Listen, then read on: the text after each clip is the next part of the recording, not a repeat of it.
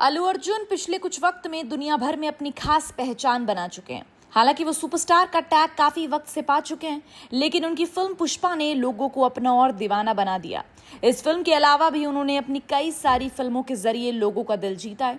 हाल ही में Allu Arjun web summit 2025 में शामिल हुए। इस दौरान एक्टर ने फिल्मों के बारे में बात की, साथ ही उन्होंने स्क्रिप्ट चुनने के बारे में भी बात की।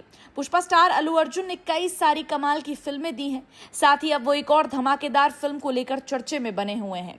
आने वाले समय में अल्लू अर्जुन फिल्म मेकर एटली के साथ मेगा प्रोजेक्ट में नजर आने वाले हैं। इस प्रोजेक्ट को लेकर काफी बज़ बना हुआ है। इसी दौरान actor world audio visual and entertainment summit में शामिल हुए, जो कि मुंबई में ऑर्गेनाइज किया गया था। इस इवेंट में फिल्मी दुनिया के कई बड़े सितारे शामिल हुए। वेव्स में टीवी9 के सीईओ और एमडी बरूद दास से अल्लू अर्जुन की खास बातचीत हुई। बरूद दास ने एक्टर से उनकी फिल्मों की जर्नी के बारे में बातचीत की।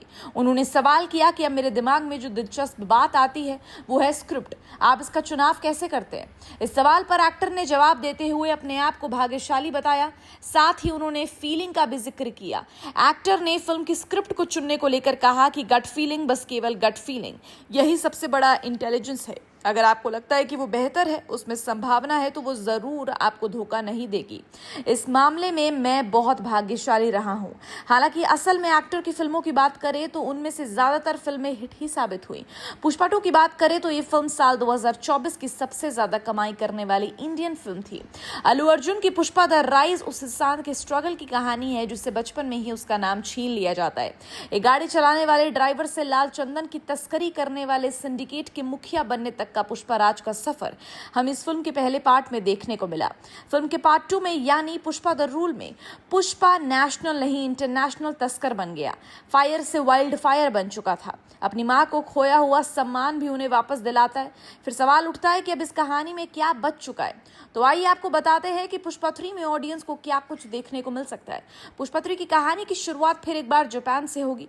अगर आपने पुष्पा द राइज देखी है तो आपको पता होगा कि इस कहानी की शुरुआत जापान से हुई, जहां कहा गया कि ये कहानी की शुरुआत नहीं, एक कहानी का क्लाइमेक्स है। जापान वो जगह है जहां सूरज सबसे पहले उगता है। जापान के लोगों में शादी का एक रिवाज होता है जहां दूल्हा अपने दुल्हन को महंगे तोहफे देता है।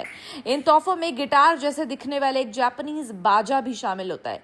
ये बाजा जापान में बहुत ज्यादा महंगा होता है।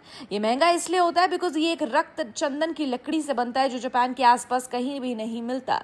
पुष्पा के पार्ट 1 में हमने देखा कि पुष्पा सिंडिकेट का हेड बन चुका है, चंदन डीलर के पास पहुंचने का काम संभालता है।